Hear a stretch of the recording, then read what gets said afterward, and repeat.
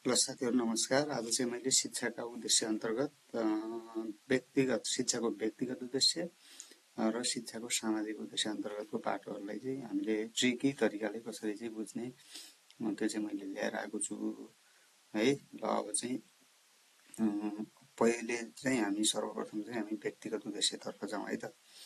व्यक्तिगत उद्देश्यमा चाहिँ साथीहरु मैले यो ट्रिक बनाएको छु। जस्तो यहाँ अ आ आज्ञा फुपु ब्याने भनेर चाहिँ यो सूत्र बनाएको छु। तपाईले यो सूत्र चाहिँ पहिला पढ्नु पर्यो।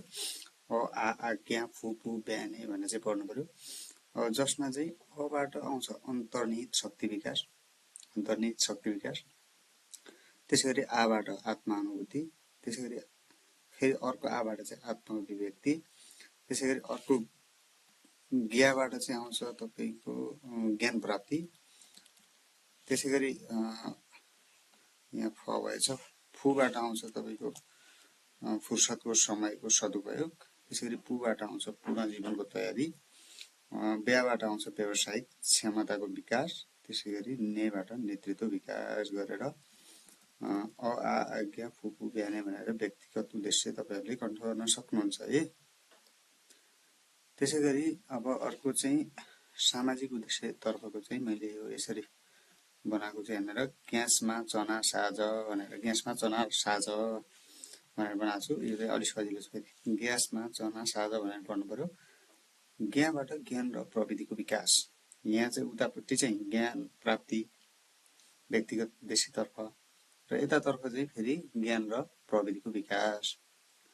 त्यसैगरी अर्कोमा चाहिँ छ सबाट आउँछ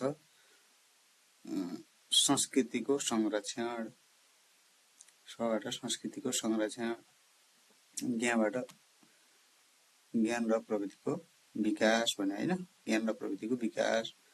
त्यसैगरी सबाट संस्कृतिको संरक्षण, विकास र हस्तान्तरण। त्यसैगरी सबाट रहेको छ चरित्र विकास, सबाट चरित्र विकास। त्यसैगरी अर्को छ नाबाट नागरिक विकास, नाबाट नागरिक विकास। साबाट यहाँ मैले यो व्यक्तिको सामाजिकरणलाई सा भनेर माथि राखेको छु। व्यक्तिको सामाजिकरणलाई सामाजिकरण भनेर बुझ्नु पर्यो। सामाजिकरण साबाट सामाजिकीकरण है, साबाट सामाजिकीकरण, साबाट सामाजिकीकरण। जबाट जनशक्ति विकासको लक्ष्य, जबाट जनशक्ति विकासको लक्ष्य। यसरी चाहिँ तपाईले यहाँनिर मैले हाइलाइट पनि गरेको छु। व्यक्तिगत उद्देश्यमा अ आ आज्ञा फुपु ब्याने, व्यक्तिगत उद्देश्यमा अ आ आज्ञा फुपु ब्याने।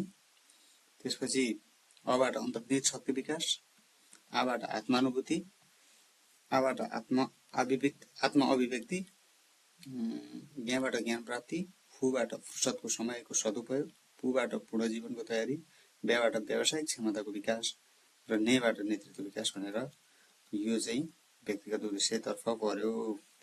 त्यस्तै गरिकन सामाजिक उद्देश्य अन्तर्गत छ ग्यासमा चना साज, ज्ञानबाट ज्ञान र प्रविधिको विकास, ज्ञानबाट ज्ञान र प्रविधिको विकास। सबाट संस्कृतिको संरक्षण, विकास र हस्तान्तरण, चबाट चरित्र विकास, नाबाट नागरिक विकास, साबाट व्यक्तिको सामाजिकीकरण, जबाट जनशक्ति विकासको लक्ष्य भनेर यसरी पढ्नु भयो भने तपाईलाई कन्ठ हुन सक्छ र सजिलो हुन सक्छ। धन्यवाद।